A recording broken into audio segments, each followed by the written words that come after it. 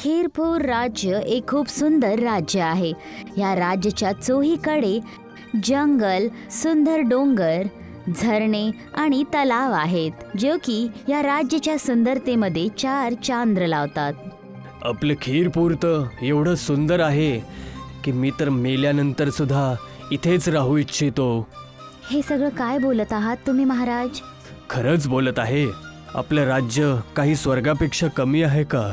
नाही महाराज, पण मी तर म्हणते की एवढी सुंदरता तर स्वर्गमध्ये पण नसेल जेवढी आमच्या राज्यामध्ये आहे. पण हीच सुंदरता आमच्या राज्यासाठी अहितकारी पण बनलेली आहे. या गोष्टीचं मला सुद्धा दुःख आहे महाराणी, की कुठे ही सुंदरता एक दिवस आपल्या राज्याच्या जनतेसाठी दुश्मन ना बनून जाओ. जेव्हा पण कोणत्या बाजूच्या राज्याला आपल्या राज्याच्या सुंदरतेबद्दल पत्ता लागतो, तो आपल्या राज्यावरती कब्जा करायचा प्रयत्न करतो. आपण फक्त प्रयत्नच करू शकतो महाराज. तुम्ही असताना कोणी दुश्मन आमच्या राज्याचं काही नाही बिघडू शकत. पण आता मी म्हातारा होत आहे महाराणी. मी केव्हापर्यंत आपल्या राज्याची रक्षा करत राहील? आता मला राजगादीसाठी एक उत्तराधिकारी हवा आहे. राजाच्या ह्या बोलण्यावर राणीच्या डोळ्यांमध्ये अश्रू आले होते, कारण ती ह्या राज्याचा उत्तराधिकारी नाही देऊ शकली होती. राजा तर तसा खूप बहादूर होता, पण आता त्याचं वय दिन प्रतिदिन वाढतच जात होतं. आता तुम्हाला दुसरं लग्न करायला पाहिजे महाराज. हेच राज्याच्या हितेसाठी आवश्यक आहे. मला माफ करा, मी तुम्हाला आणि ह्या राज्य घराण्याला ह्याचा वारस नाही देऊ शकले. एवढं बोलून राणीच्या डोळ्यातून अश्रू वाहायला लागले. तुम्ही तुमचे ते अनमोल अश्रू नका वाहू महाराणी. तुम्ही मला वारस नाही देऊ शकलात, त्यात तुमची काही चूक नाहीये. ही तर वरच्याचीच मर्जी आहे की कोणाच्या घरामध्ये तो सुख दे आणि कोणाच्या घरातले खुशी तो काढून घेईल. बरोबर बोलला महाराज तुम्ही, पण आता आम्हाला आणखीन वेळ नाही घालवायला पाहिजे. मी लवकरच तुमच्या दुसऱ्या लग्नाची तयारी करते. आता पूर्ण राज्यामध्ये आनंद पसरलेला होता, कारण राजाचा दुसरा विवाह होत होता. महलच्या बरोबर पूर्ण राज्यामध्ये पण नवरीसारखं सजवलेलं गेलं आणि खूपच धूमधडाक्याने राजाचं दुसरं विवाह होतं. हे ईश्वर, मला पूर्ण अपेक्षा आहे की यावेळेस मला माझ्या राज्यासाठी उत्तराधिकारी भेटून जाईल. बघताच बघता राजाच्या दुसऱ्या लग्नालाही 2 वर्षापासून जास्त वेळ निघून जातो, पण दुसरी बायकोकडून पण राजाला एक पण संतान होत नाही.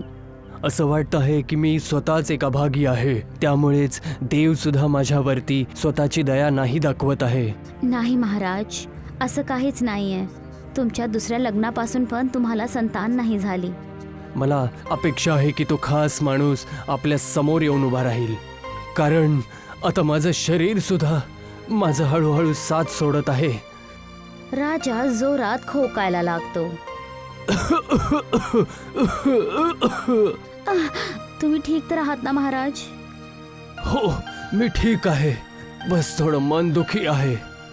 तुम्ही पूर्ण राज्यात ही घोषणा करून टाका की जो पण कशा प्रकारे माझ्या मनाला सुखी करेल, मी त्याला बक्षिसाच्या स्वरूपात राजा बनवून टाकेल. ठीक आहे महाराज, मी तुमचा हा संदेश पूर्ण राज्यात पसरवते. आता राणीच्या बोलण्यावर काही संदेशवाहक पूर्ण राज्यामध्ये राजाच्या बोललेल्या गोष्टीला पसरवतात की जो पण राजाच्या मनाला प्रसन्न करेल तो ह्या राज्याचा राजा बनेल. ही खबर ऐकून राज्याचे सगळे लोक वेगवेगळ्या पद्धतींचा वापर करतात. घेऊन टाका महाराज, ही सुगंधित फुलांची माळा घालून घ्या. असे फूल तर मी आजपर्यंत नाही पाहिले. महाराज, मी या फुलांना हिमालय पर्वतातून खास तुमच्यासाठी घेऊन आलोय. तो माणूस राजाच्या गळ्यामध्ये फुलांची एक माळा टाकतो, पण ह्याने राजाचं मन खुश नाही होत आणि तो माणूस तिथून निघून जातो. मग दुसरा माणूस पुढे येतो.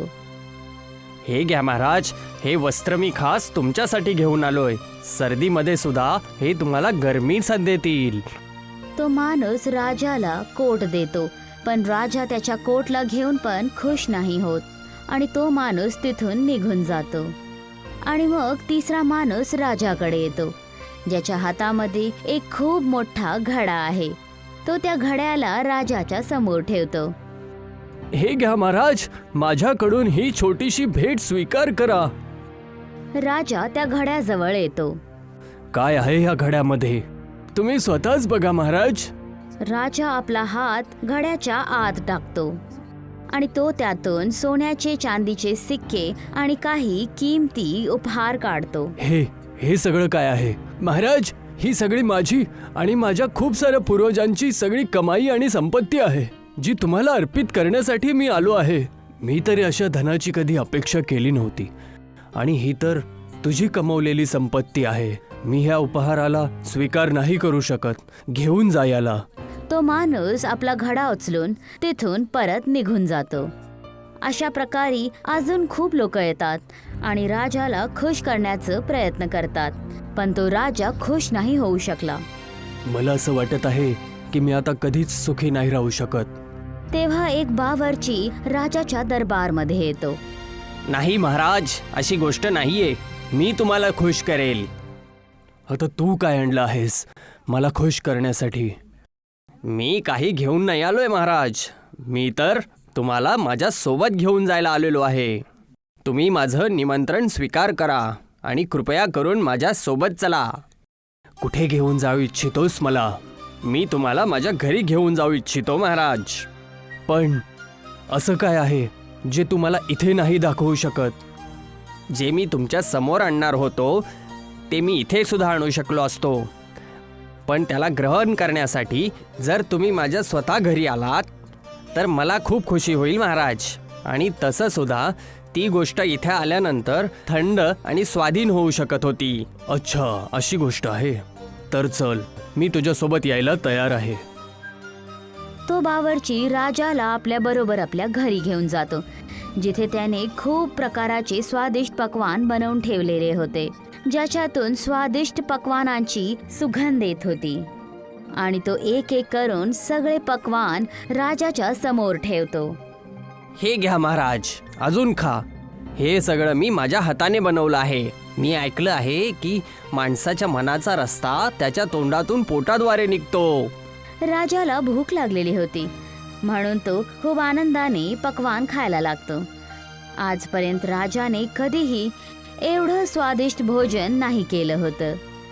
राजाला त्या बावर्चीचा हाताने बनलेलं जेवण खरंच खूप जास्त आवडतं आणि राजा हे जेवण जेवून मनापासून खुश होऊन जातो. तू आज मला पूर्ण मनाने प्रसन्न केलं आहेस, त्यामुळे मी तुला खीरपूरचा राजा घोषित करतोय. हे माझं सौभाग्य आहे महाराज. तुमचा खूप धन्यवाद. अच्छा ऐक. जी महाराज, सांगा. राजा बनल्यानंतर सुद्धा मला असं स्वादिष्ट जेवण खाऊ घालशील का?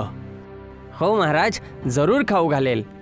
मी खरं सांगेल तर आजपर्यंत मी कुठल्याही राजशाही दावतीत असं जेवण नाही केलंय आणि नाही आपल्या दरबारामधल्या कुठल्याही स्वयंपाक करणाऱ्याच्या हातामध्ये अशी जादू नाहीये जी की तुझ्या हातामध्ये आहे. चल, आता तू माझ्यासोबत चल.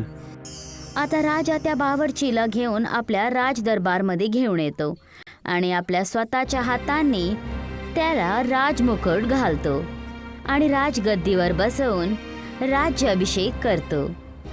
आजच्या नंतर तू खीरपूरचा नवीन राजा आहे आणि मी आता ह्या पदाचा सगळा कारभार तुला सोपवत आहे. बावर्ची आता खीरपूरचा राजा तर बनला होता, पण त्याच्यामध्ये अजूनही तीच नम्रता आणि सादगी होती. तो आपल्या पूर्ण राज्य दरबारासाठी आपल्या हाताने जेवण बनवायचा, ज्यामुळे सगळे दरबारी त्याच्याकडून खूप प्रसन्न होते. बहुतेक तुमच्या भाग्यामध्ये या महान राज्याचा राजा बनणं होतं, म्हणून 2 लग्न करल्यानंतरही महाराजला एक पण संतान नाही झाली. बहुतेक हो, माझं नशीब खूप चांगलं आहे, पण त्याच्यापेक्षा चांगला आहे माझ्या हाताचा स्वाद, ज्याचे सगळे लोक दिवाने आहेत.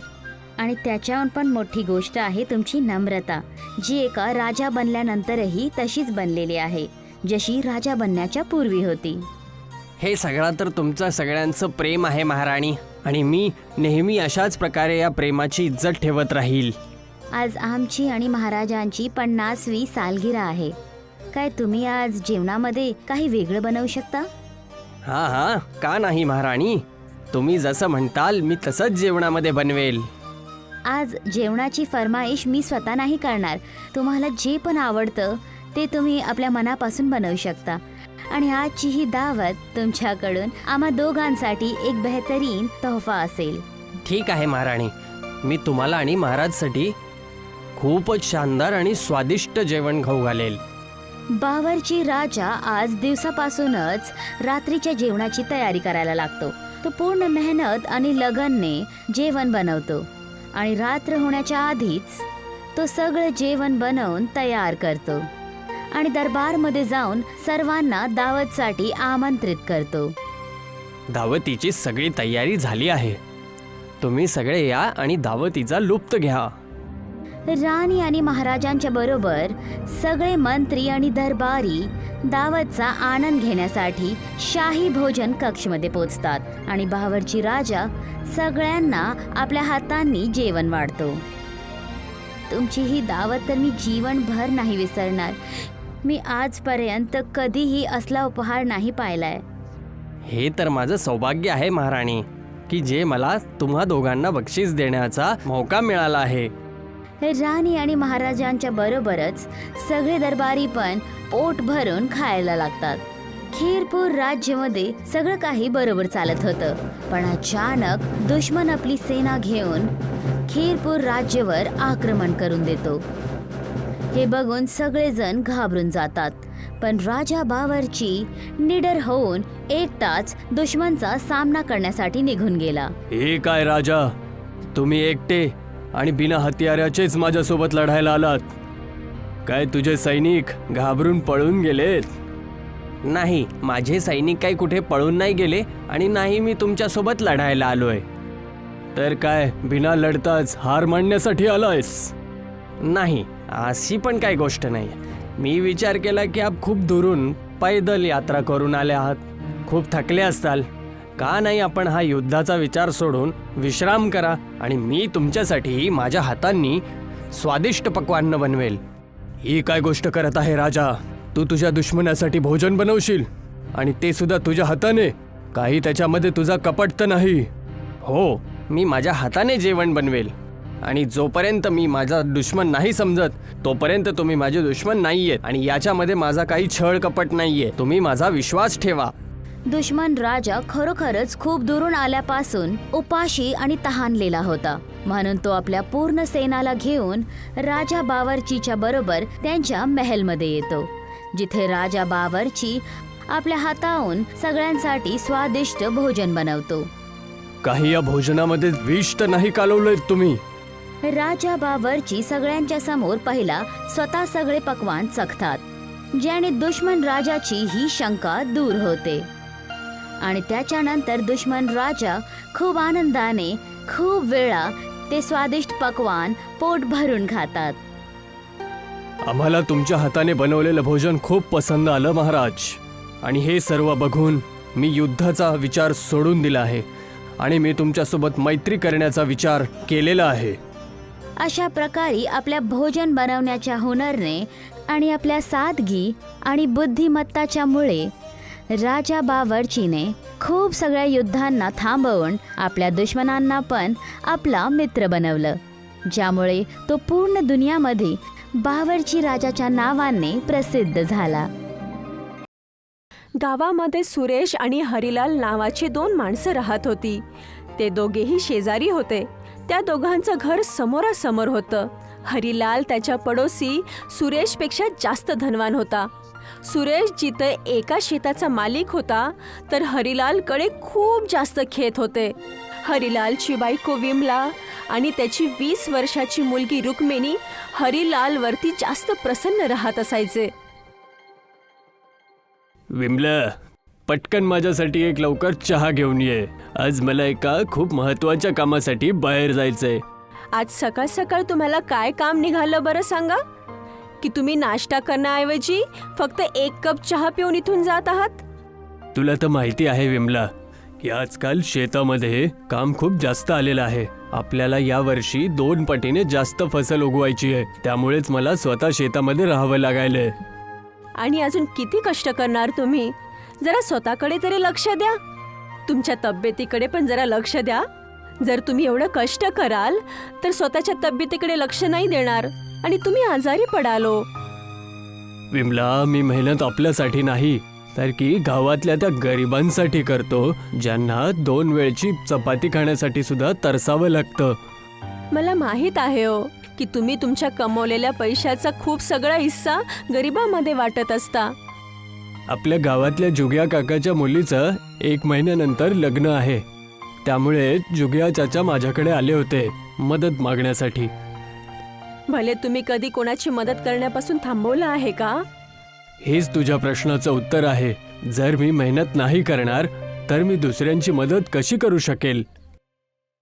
एवढं बोलून हरिलाल त्याच्या घरामधून निघून गेला. कसे आहात जुग्या चाचा? सगळं एकदम कुशल मंगल तर आहे. ईश्वराची कृपा आहे हरिलाल. मला वाटत आहे सरपंचांसोबतच आपल्या मुलीच्या विवाहाबद्दलच बोलत असताल. हरिलालचं बोलणं ऐकून जुगिया चाचा खूप जास्त सकमकले. तुम्ही एकदम बरोबर बोललात हरिलाल. जुगिया चाचा सांगत होते की यावेळी त्यांची हालत खूप जास्त खराब चालू आहे. त्यांच्या मुलीचं लग्न डोक्यावरती आहे. त्यांना काही मदतीची जरूरत आहे आणि गावातल्या सरपंचाच्या नाते माझं हे कर्तव्य आहे की मी यांची मदत करू. तुम्ही जुग्या चाचाची मदत कशी करणार सरपंचजी? सरळ सरळ गोष्ट आहे. गावातला प्रत्येक व्यक्ती जर जुग्या चाचाला थोडं मदत करेल तर त्यांच्या मुलीचं लग्न एकदम चांगल्या प्रकारे संपून जाईल. त्याची काही गरज नाहीये सरपंच काका. मी जुग्या चाचांच्या मुलीच्या लग्नासाठी 5 लाख रुपयांचं दान देण्यासाठी तयार आहे. हरिलालचं बोलणं ऐकून मुखियाच्या डोळ्यामध्ये हरिलालच्या प्रति प्रशंसाचे भाव येऊ लागले. मला तुझ्याकडनं हीच अपेक्षा होती हरिलाल. तुझ्यापेक्षा मोठा दानी मी माझ्या आयुष्यात नाही बघितला. भला एवढ्या पैशांची मदत कोण कोणाची करतं? खरं तर मी जुग्या चाचाला तुमच्या बाजूला बघून धक्का बसला होता, कारण मी यांना एक वचन दिलं होतं की मी यांच्या मुलीच्या लग्नामध्ये यांची मदत जरूर करेल. मला क्षमा कर बेटा, पण मला ही अपेक्षा नव्हती तू मला एवढं दान द्यायला तयार होऊन जाशील.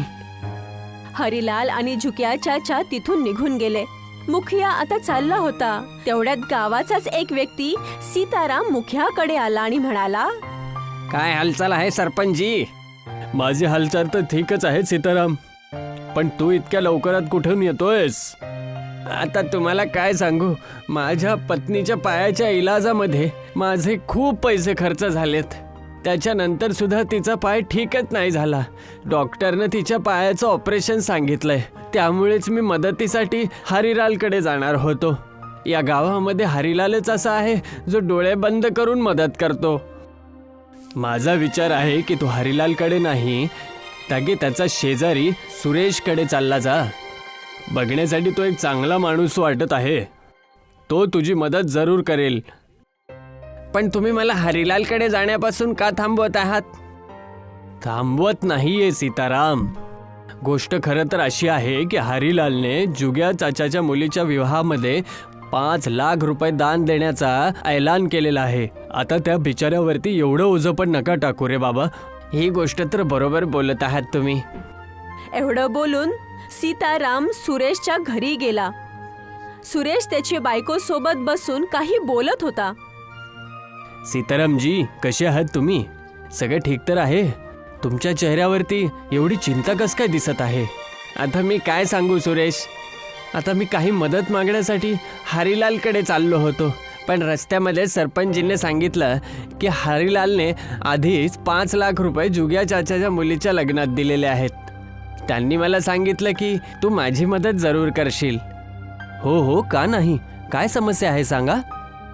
तुला तर माहितीच आहे की माझ्या पत्नीच्या पायाच्या इलाजामध्ये किती पैसा खर्च होत चाललाय. मी रस्त्यावर आलेलो आहे. डॉक्टरनी माझ्या पत्नीच्या पायाचं ऑपरेशन सांगितलेलं आहे. त्याच्यासाठी मला 10,000 रुपयांची खूपच जास्त गरज आहे. सीतारामचं बोलणं ऐकून सुरेश विचार करू लागला. तो त्याच्या बायकोकडे बघू लागला. तुमच्याकडे जे होईल तुम्ही तेवढी मदत करा. गरजेचं नाहीये की तुम्ही हरिलाल प्रमाणे धन देऊ शकाल. सुरेशने 1,000 रुपये काढले आणि सीतारामकडे दिले. क्षमा करा सीतारामजी, मी फक्त एवढीच मदत करू शकतो. फक्त 1,000 रुपये? सीताजी, मी हरिलाल सारखा श्रीमंत माणूस नाहीये. हे खरं आहे की मी एवढा गरीब पण नाहीये, पण मला सुद्धा माझा परिवार चालवायचा असतो. माझी मुलगी सुद्धा शाळेमध्ये, मला तिच्या शाळेची फीस जमा करायची असते. आणि तसंही माणसाच्या आयुष्यामध्ये त्याचे निजी खर्च पण खूप असतात. यापेक्षा जास्त मी तुमची मदत नाही करू शकत. सीताराम त्याचं तोंड पाडून तिथून निघून गेला. रस्त्यामध्ये त्याला गावातला मुखिया भेटला. अरे काय गोष्ट आहे सीताराम, तुझा चेहरा का उतरलेला आहे? आता तुम्हाला काय सांगू मुखियाजी, तुमच्या म्हणण्यानुसार मी सुरेशकडे गेलो तर होतो. मला सुद्धा तुमच्यासारखंच वाटलं होतं की सुरेश माझी खूप मदत करेल, पण त्याने तर मला फक्त हे 1,000 रुपये दिलेत फक्त. मला तर या सुरेशवरती दया येते. एक ह्याचा शेजारी हरिलाल आहे जो दान करण्याच्या आधी बिलकुल विचार नाही करत, आणि एक हा आहे त्याचा शेजारी सुरेश. अशा लोकांकडे धन बिलकुल नाही वाढवू शकत. तू हरिलालकडेच जा. जिथे तो 5 लाख रुपयाचं दान देऊ शकतो तिथे तो तुझी थोडे बहुत पैशानं मदत नाही करू शकत. इकडे सुरेशची बायको सुरेशला म्हणाली, काल शहरामधून काही अनाथालयवाले आले होते. म्हणत होते की हरिलालने अनाथालयवाल्यांना 10 लाखाचा चेक दिलेला आहे. तू किती रुपयांची पावती कापलीस? तुम्ही जे मला 500 देऊन गेला होता, मी त्याच 500 रुपयाची पावती फाडली आहे. तर अनाथालयवाले काय म्हणाले? ते काय सांगणार, छोटंसं तोंड करून निघून गेले. तोंडावर तर काहीच नाहीत म्हणाले, पण मला पूर्ण विश्वास आहे की माझ्या मागे नक्कीच काहीतरी वाईट भलं बोलून गेले असणार. आजकालच्या माणसांना माहिती नाही काय झालंय. त्यांना कळायला पाहिजे कुठलाही व्यक्ती आपल्या क्षमतेच्या वरती कशी मदत करू शकेल. मी मुश्किलीने तेवढंच कमवू शकतो जेवढ्याने आपल्या घरातला खर्च चालू शकेल. त्यातून सुद्धा मी काहीतरी वाचून काही दान करायला लागतो. राहिली गोष्ट हरिलालची, तर त्याच्याकडे एक शेत नाही तर खूप सारे शेत आहेत. अरे तो रोजच्या हिशोबाने जरी लाखोने दान करेल ना तरी त्याला काही फरक नाही पडणार. आणि तसंही हरिलाल जे पण काही दान करतो ना ते दिखाव्यासाठी करतो. मला तुम्हाला काय मी म्हणायचं नाही हरिलालला खूप समजलं. आधीपासून जाणतो. दान करण्याचा त्याचा उद्देश चांगल्या भावाने नसतो, ताकी फक्त आपला फायदा आणि आपल्या प्रशंसेसाठी करत असतो. अशा दानाचा ईश्वराच्या नजरेमध्ये काही मोल नसतं. त्यानेच फक्त गाववाल्याच्या नजरेमध्ये चांगलेपणाचा मुखवटा घालून ठेवलाय, पण आतून तो बिलकुल चांगला माणूस नाहीये. असंही काहीच महिने निघून गेले. हरिलालचं नाव लांब लांबपर्यंत प्रसिद्ध होऊ लागलं. एवढंच नाही तर त्याचे दान करण्याची चर्चा वृत्तपत्रामध्येही छापू लागले. आणि खरं तर हे होतं की हरिलाल जेवढं काही दान करायचा तो फक्त दिखाव्यासाठी करायचा, कारण लोक त्याची प्रशंसा करू लागतील. आणि बिचारा सुरेश त्याच्या मेहनतीच्या कमाईने जोडलेली रकमेतून जेवढं होत असेल तेवढं दान करत असायचा. तरीही लोक सुरेशला बुरा भला बोलत असत आणि हरिलालचं गुणगान करणं अजिबात थकत नसायचे.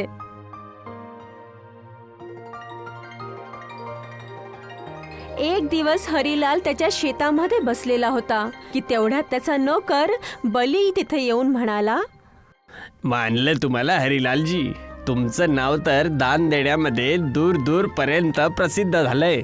अजून तर अजून तुमचे दान देण्याची खबर न्यूजपेपर आणि TV मध्ये पण येते. मला तर हेच तर पाहिजे होतं बल्ली. मला तुमच्या गोष्टीचं म्हणणं नाही समजलं. मूर्ख व्यक्ती, तुला काय वाटतं मी हे दान कोणाला पण देतो? हे काय मनापासून देतो? अरे माझं बस चाललं तर मी ह्या भिकाऱ्यांना एक फुटी कवडी सुद्धा देणार नाही. पण दान देणं ही माझी मजबुरी आहे. पण मी आता या माझ्या मजबुरीला माझा फायदा बनवून घेतलाय. मी एक पक्का व्यापारी आहे. हे तुम्ही कसल्या गोष्टी करत आहात मालक? मला तर तुमची कुठलीच गोष्ट समजतच नाहीये. मूर्ख बल्ली, मला माझ्या शेतामधून एका वर्षात एवढी आमदनी होते जेवढी की शहरामध्ये व्यापार करणाऱ्या मोठ्या मोठ्या बिझनेस टायकूनला सुद्धा नसते. पण त्याच्याशिवाय सुद्धा आजपर्यंत माझ्या दरवाजावरती इन्कम टॅक्सची रेड नाही पडली, जे की मी आजपर्यंत सरकारला कधी टॅक्स दिलाच नाहीये. हे तर तुम्ही एकदम बरोबर बोलला आहात. याबद्दल तुम्ही कधी विचारच नव्हता केला. मूर्ख माणसा, मी माझ्या कमाईचा एक छोटासा हिस्सा गरिबांना दान करतो. पेपरमध्ये आणि TV मध्ये मी स्वतःच काही पैसे देऊन स्वतःची ॲडव्हर्टाईज करतो. ताकी माझी इमेज लोकांच्या नजरेमध्ये एकदम चांगली राहायला पाहिजे आणि माझ्या घरी कधीच इन्कम टॅक्सची रेड नाही पडायला पाहिजे. मालक, जर कधी भविष्यामध्ये तुमच्या इथे इन्कम टॅक्सची रेड पडली तर मग तुम्ही काय करणार? कधीच नाही पडणार. आणि जर पडलीच तर हे गाववाले त्या इन्कम टॅक्स वाल्यांचा मारून मारून भरता बनवून टाकतील. बल्लेने त्याच्या शेठचे हे रूप पहिल्यांदाच पाहिलं होतं. त्याची इच्छा असून पण तो त्याच्या शेठला काहीच बोलू नाही शकला. पण त्याच्या नजरेमध्ये हरिलालचं दान देण्याची छबी नव्हती. बल्लेची नजरेमध्ये आता हरिलाल एक कपटी व्यक्ती होता. असंही वेळ निघून चालली होती आणि एक दिवस अचानक हरिलालची मुलगी रुक्मिणीची तब्येत बिघडली. हरिलाल त्याच्या मुलीला त्याच्याच गावामध्ये हॉस्पिटलमध्ये घेऊन गेला, ज्या हॉस्पिटलमध्ये बनवण्यासाठी त्याने खूप दान दिलं होतं, पण फक्त दिखाव्यासाठी. डॉक्टर, माझ्या मुलीला बरं करा. ही अचानक उभ्या उभ्याच बेशुद्ध पडली. चिंता नका करू हरिलालजी. तुमच्या उपकारांना या गावामध्ये कोण नाही जाणत. आज हे हॉस्पिटल तुमच्यामुळेच बनून तर तयार झालंय. मी हिला वाचवायचा पूर्ण प्रयत्न करतो. एवढं बोलून डॉक्टर रुक्मिणीच्या काही टेस्ट करू लागला. टेस्ट रिपोर्ट बघितल्यानंतर डॉक्टरच्या चेहऱ्यावरती गंभीरता येऊ लागली. काय झालं डॉक्टर साहेब? सगळं ठीक तर आहे ना? हरिलालजी, तुमच्या मुलीला इन्फेक्शन झालेलं आहे. ते इन्फेक्शन तर नीट होऊन जाईल, पण त्याच्यानंतर तिला ब्लड चढवायची आवश्यकता पडेल. पण तुमच्या मुलीचं ब्लड ग्रुप सगळ्या लोकांपेक्षा वेगळा आहे. तुम्ही चिंता नका करू. मी पैसा पाण्यासारखा वाहील. तुम्ही कशाही प्रकारे माझ्या मुलीच्या ब्लड ग्रुपचं ब्लड मागवा. हरिलालजी, तुमच्या मुलीचं जे ब्लड ग्रुप आहे हे या शहरामध्ये ते कुठेच नाही आहे. मी सगळीकडे फोन फिरवून बघितलं आहे आणि गावातल्या सगळ्या लोकांचे ब्लड ग्रुप माझ्या फाईलमध्ये पडलेले आहेत. गावात पण असा कुठला व्यक्ती नाही आहे ज्याचं ब्लड मी तुमच्या मुलीवरती चढवेल. जर अशी गोष्ट आहे तर तुम्ही माझ्या शरीरातला एक एक कण रक्ताचा काढून माझ्या मुलीवरती चढवा. आय एम सॉरी, पण असं नाही होऊ शकत. गावामध्ये एक व्यक्ती असा आहे जो आजपर्यंत कधी आजारी नाही पडला आणि नाही कधी हॉस्पिटलमध्ये आलाय. त्या व्यक्तीचा ब्लड ग्रुप तुमच्या मुलीसोबत मॅच होऊ शकतो. मला सांगा, कोण आहे तो व्यक्ती? सुरेश. हरिलाल पळत पळत सुरेशच्या जवळ गेला. हरिलालला घाबरलेलं पाहून सुरेश हरिलालला म्हणाला, काय झालं हरिलालजी? तुम्ही एवढे घाबरलेले का आहात? हरिलाल रडत रडत सुरेशला सांगू लागला, मी तुमच्याबद्दल सगळं काही जाणतो हरिलालजी. मला हे सुद्धा माहिती आहे की तुम्ही जे पण दान गाववाल्यांना देतात ते कोणत्या नियतीने देतात तुम्ही. पण तुम्ही घाबरू नकात, मी तुमच्यासारखा नाहीये. जर माझा ब्लड ग्रुप तुमच्या मुलीसोबत मॅच होतो तर मी माझ्या शरीरातला कण रक्ताचा तुमच्या मुलीसाठी दान करेल. एवढं बोलून सुरेश हरिलाल सोबत डॉक्टरकडे चालत चालत गेला. डॉक्टरने जेव्हा सुरेशचं ब्लड ग्रुप पाहिलं तो खूप आनंदाने हरिलालकडे पाहत म्हणाला, तुमच्यासाठी खुशीची गोष्ट ही आहे की यांचा ब्लड ग्रुप आणि तुमच्या मुलीचा ब्लड ग्रुप एकच आहे. पण आपण 2 बॉटलपेक्षा जास्त रक्त नाही काढू शकत, जे की आपल्या मुलीला 3 बॉटलच्या रक्ताची आवश्यकता आहे. काही गोष्ट नाही डॉक्टर साहेब, तुम्ही माझ्या शरीरामधून 3 बॉटल रक्त काढून घ्या. मला विश्वास आहे की मला काहीच नाही होणार, कारण जीवन आणि मृत्यू ईश्वराच्या हातात आहे आणि जे मी दान करत असतो ते मी माझ्या खऱ्या मनाने करतो. मला काही नाही होणार. सुरेशच्या सांगितल्याने डॉक्टर तयार झाला. काही घंट्यानंतर हरिलालची मुलगी स्वस्थ होऊन उभी राहिली आणि सुरेशला पण काही नाही झालं. तो तंदुरुस्तच दिसत होता. आज तू मला सांगितलं सुरेश की खरं दान कशाला म्हणत असतात. मी तर फक्त माझ्या फायद्या आणि माझ्या कौतुकासाठी लोकांना दान करत होतो. पण तू जे आज दान केलेलं आहे खरं दान त्यालाच म्हणतात. आज मला विश्वास झालाय की खऱ्या मनाने केलेलं दानच सगळ्यात जास्त किमती असतं. त्या दिवसानंतर हरिलाल सुधारला. त्याने सरकारला टॅक्स द्यायलाही सुरुवात केली आणि त्याने टॅक्सचे जेवढे काही पैसे आतापर्यंत वाचवले होते तो सगळा पैसा सरकारला दिला आणि आता हरिलाल फक्त चांगल्या मनाने दान करू लागला.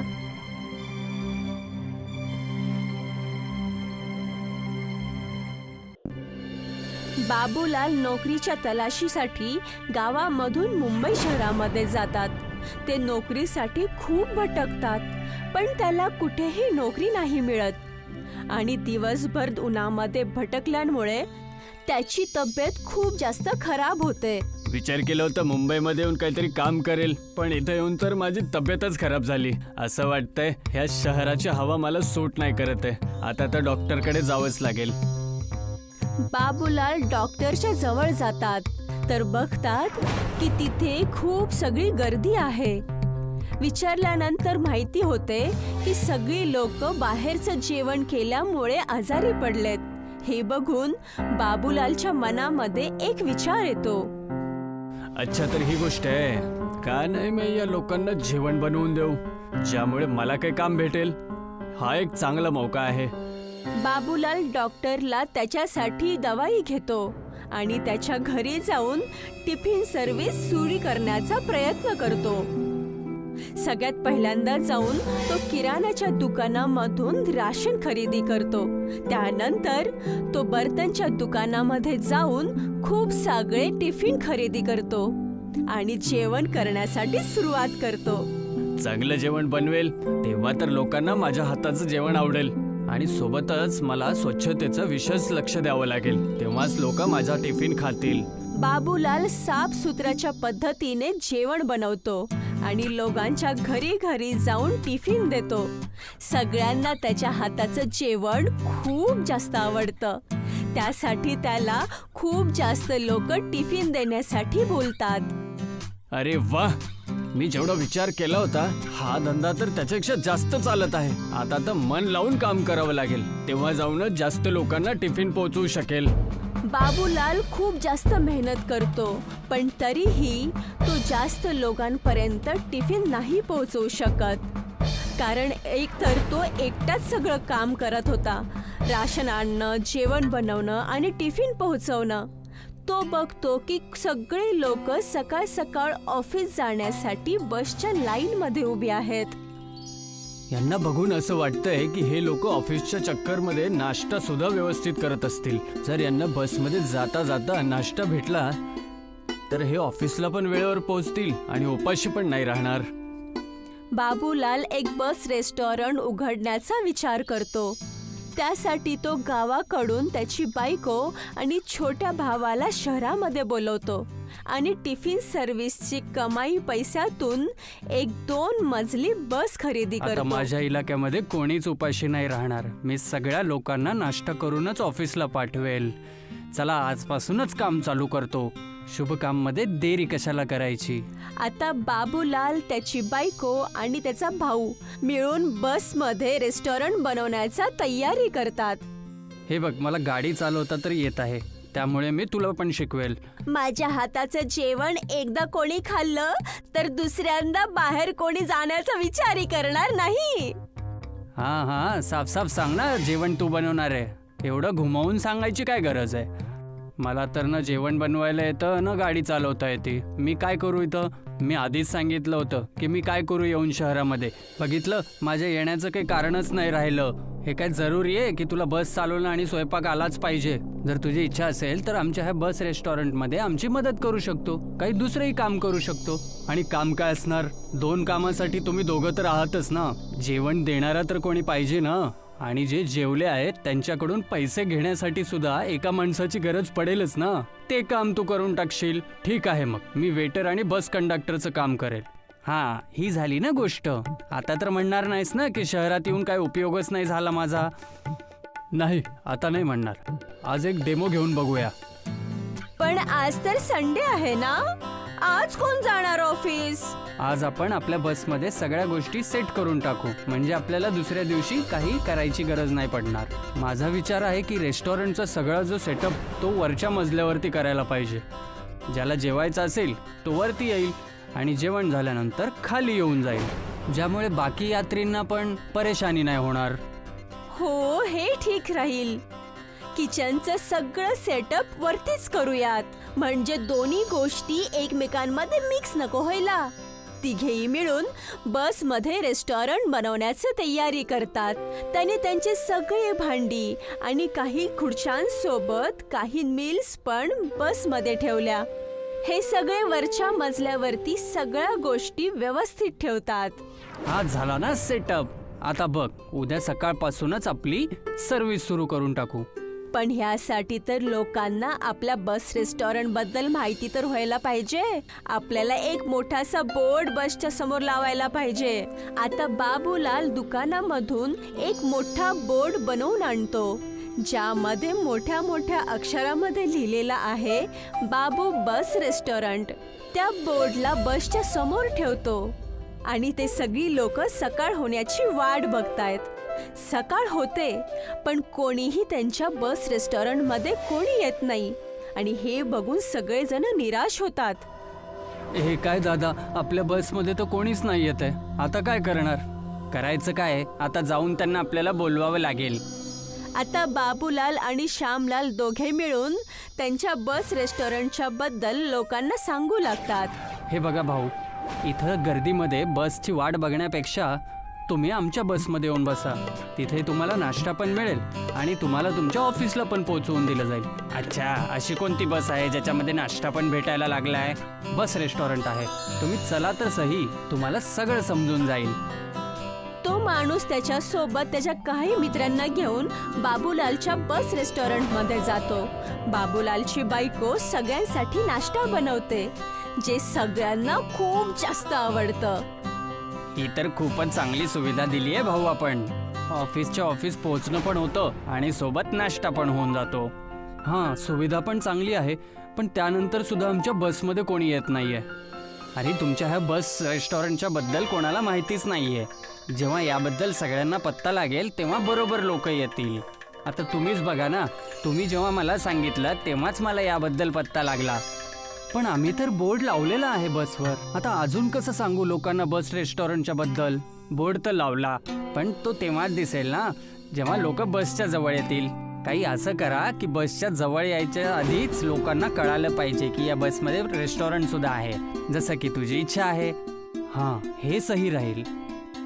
आता बाबूलाल खूप सगळे पॅम्पलेट्स छापवतो आणि जागे जागेला जाऊन त्याला वाटू लागतो. तो बस स्टँड मध्ये लाईनला लागलेल्या लोकांनाही देतो. त्या व्यतिरिक्त तो घरी घरी जाऊनही लोकांना हा पॅम्पलेट हातामध्ये देतो, ज्यामुळे आता सगळ्या लोकांना त्याच्या बस रेस्टॉरंट बद्दल माहीत झालेलं आहे आणि त्याच्या बस रेस्टॉरंट मध्ये लोकांची गर्दी होऊ लागते. अरे भाऊ, जरा आरामशीर चढा. बस नाही पळून जाणार तुम्हाला सोडून. सगळे लोक व्यवस्थित बसा. श्यामलाल सगळ्यांचे तिकीट काढतो आणि जेवणाचे ऑर्डर्स घेतो. बाबूलालची बायको जेवण बनवते. आम्हा 4 लोकांसाठी एक एक आलू पराठा बनवा. ठीक आहे मॅडम, आत्ता आणतो. खूप सगळी लोक वरच्या मजल्यावरती जेवण करत आहेत आणि खूप सगळी लोक खाली बसून वेट करत आहेत. हे घ्या मॅडम, तुमचे पराठे आणि आमच्या रेस्टॉरंटचा टेस्टी अचार. थँक्यू भैया. आणि जसं जसं वेळ जात होती, बाबूलालची बस रेस्टॉरंट मध्ये गर्दी होऊ लागते. आता सगळ्या लोकांना ह्या बस रेस्टॉरंट बद्दल माहीत झालेलं आहे. त्यासाठी सगळी लोक यामधून सफर करायला आवडून घेतात आणि बघता बघता बाबूलालला शहरामध्ये सगळी लोक ओळखू लागतात आणि तो खूप पैसे कमवून इथे तो त्याचे एक सुंदरसं घर खरेदी करतो.